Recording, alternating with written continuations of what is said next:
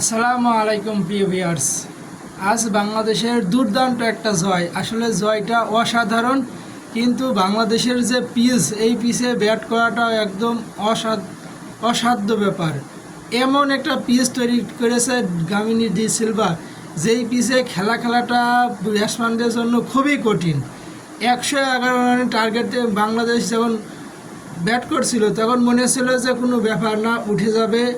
কোনো প্রেশার ছিল না বাংলাদেশ টিমের জন্য, এবং টিম যেভাবে খেলা খেলেছে আসলে অসাধারণ। ব্যাটসম্যানদের কৃতিত্ব দিতেই হয়, তারা দুর্দান্ত খেলা খেলেছে।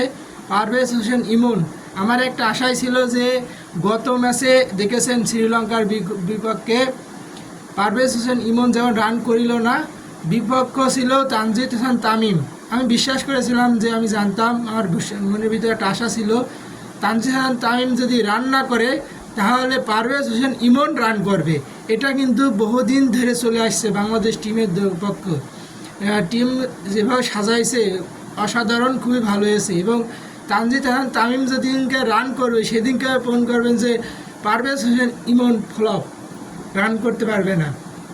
এবং সেদিনকে দেখবেন, যেদিনকে তানজিদ তামিম রান করবে সেদিনকে দেখবেন যে পারভেজ হোসেন ইমন ফ্লপ। তানজিদ তামিম রান করবে, পারভেজ হোসেন ইমন ফ্লপ। পারভেজ হোসেন ইমন যেদিনকে রান করবে সেদিনকে তানজিদ হাসান তামিম ফ্লপ। আসলে এটা অসাধারণ। আসলে ব্যাটসম্যানদের সময় দিতে হবে। আর এভাবে যদি পিচ তৈরি করা হয় তাহলে কিন্তু ক্রিকেটাররা, ব্যাটাররা একদম হতাশায় ভুগবে। হতাশায় বলতে যে অবস্থা পাকিস্তান ভুগেছে, পাকিস্তান কিন্তু পাত্তাই পায়নি, একেবারে সর্বনিম্ন পর্যায়ে চলে গেছে।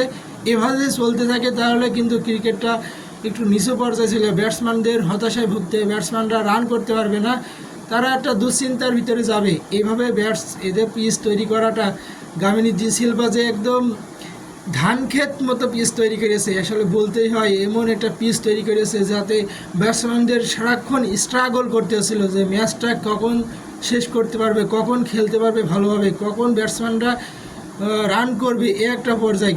তারপরেও যে তানজিদ তামিম রান করতে পারেনি, তার জায়গায় পারভেজ হোসেন ইমন, সহযোদ্ধা একজন পারভেজ হোসেন ইমন এত সুন্দর খেলা খেলেছে, 6 মেরে 50 করেছে। তার 50টা দেখেছেন, 50+ রান করেছে, 56 রান করেছে। অবশ্যই যারা দেখেছেন বলতে পারবেন যে রানটা কেমন করেছেন। আসলে পারভেজ হোসেন ইমনের কথা বলতেই হয়, তার কৃতিত্ব দিতেই হয়। এবং সাথে মোস্তাফিজুর রহমান বল করেছে অসাধারণ, 4 ওভারে মাত্র 6 রান দিয়ে 2 উইকেট পেয়েছে। অসাধারণ বল করেছে, তার কৃতিত্ব দিতে হয়। এখানে তাসকিন আহমেদ গত ম্যাচে ছিল না শ্রীলঙ্কার বিপক্ষে, এই ম্যাচে এসে অসাধারণ বল করেছে, 3 উইকেট পেয়েছে, সুন্দর স্পেল করেছে এবং অসাধারণ বল করেছে। সকলকে বাংলাদেশের পক্ষে থাকার জন্য অসংখ্য ধন্যবাদ। আমার এই পেজে এবং ইউটিউব চ্যানেলে যদি নতুন হয়ে থাকেন অবশ্যই লাইক কমেন্ট করে আসবেন, আর ইউটিউব চ্যানেলটা সাবস্ক্রাইব করে আসবেন, পেজে হলে ফলো দেবেন। ধন্যবাদ সবাইকে।